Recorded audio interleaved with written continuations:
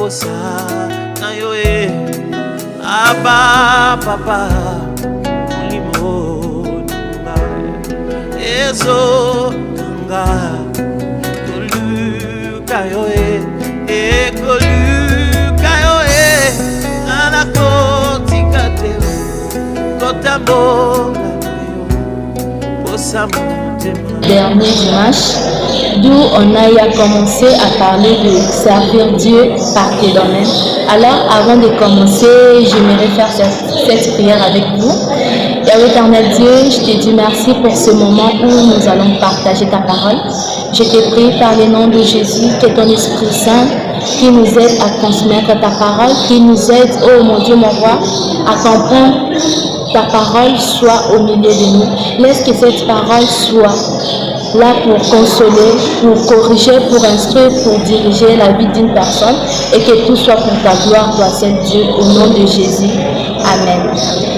Aujourd'hui, c'est le dernier dimanche. Notre frère nous a parlé de beaucoup de choses depuis le commencement de notre thème qu'on a commencé, servir Dieu par tes domaines. Aujourd'hui, c'est la fin, d'où j'aimerais vous parler de qu'est-ce qu'il faut pour servir Dieu par tes domaines. J'ai des choses seulement que j'aimerais partager avec vous par rapport à ma question que je viens de poser, qui est la base. Premièrement, pour servir Dieu par tes domaines, tu dois être un enfant de Dieu. Pourquoi j'ai dit ça? Il est écrit dans Jean chapitre 1, verset 12 à 13, d'où j'aimerais lire avec vous. Mais à tous ceux qui l'ont reçu, à ceux qui croient en son nom, elle a donné le pouvoir de devenir enfants de Dieu, lesquels sont nés, non du sang, ni de la volonté de la chair, ni de la volonté de l'homme, mais de la volonté de Dieu. Pour que nous puissions servir Dieu par nos domaines, que ce soit tu es étudiant, c'est possible de servir Dieu. Que ce soit tu travailles, des business que tu entreprends, c'est possible pour toi de servir Dieu. Et la première condition, c'est être un enfant de Dieu. Un enfant de Dieu est celui qui est né de la volonté de Dieu, mais non de la chair ni de l'homme. Deuxièmement, pour servir Dieu par tes domaines, il faut être un homme spirituel.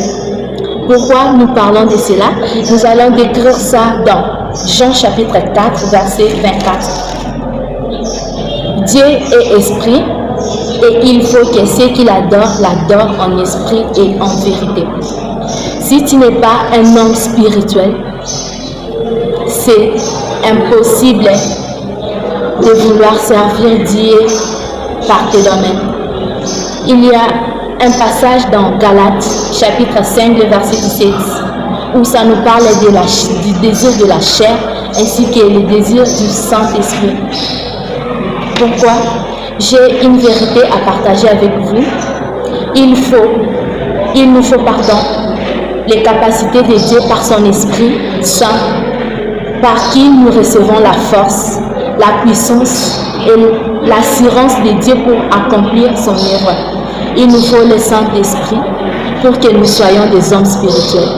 Il nous faut vivre selon l'Esprit de Dieu pour que nous puissions servir Dieu réellement par nos domaines.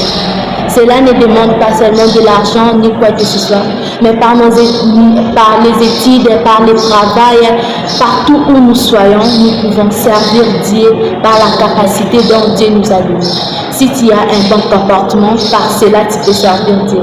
Si tu as la générosité, par la générosité tu peux servir Dieu. Alors, ce que nous vous demandons, premièrement, nous devons être un enfant de Dieu. Un enfant de Dieu est celui qui met en pratique la parole de Dieu. Un enfant de Dieu est celui qui craint Dieu. Un enfant de Dieu est celui qui est un homme spirituel. Donc, le désir de la chair ne peut pas être sa priorité, mais le désir de l'esprit. Car le désir de l'esprit, c'est l'amour. Si tu sers Dieu par l'amour, oh, ça sera une bonne chose. Que Dieu vous bénisse. Je suis vraiment ravie de partager.